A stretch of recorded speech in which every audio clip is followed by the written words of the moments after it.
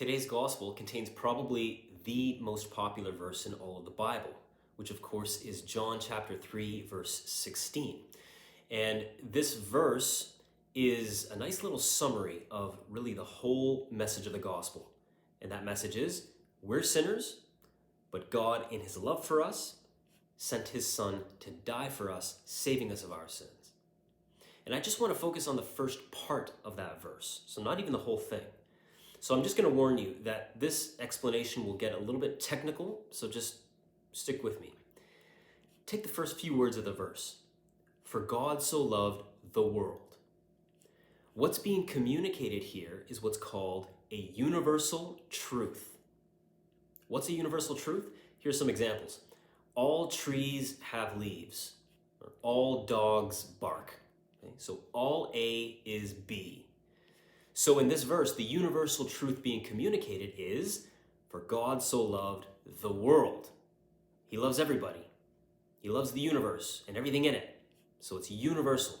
Now, according to Aristotelian logic, which is the first course that they teach you in the seminary, you can take any universal truth and apply to it what's called a particular truth. So here's what I mean. So instead of having the verse read, for God so loved the world that he gave us his only son, we can legitimately have that verse read, for God so loved me that he gave his only son. That's a truth worth meditating on for a long time. Try that sometime in your prayers. Whenever you see a universal truth, like God made the world and everything in it, God so loved the world and everything in it, stick your name in there.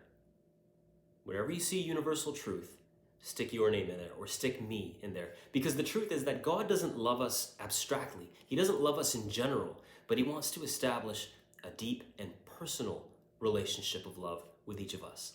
Because as Pope Emeritus Benedict XVI once put it, none of us is a product of some random process of evolution. Rather, each of us is a direct and willed thought of God. So that's my invitation for all of you today. Take one of these universal truths in the Bible. For example, God so loved the world, and stick your name in there.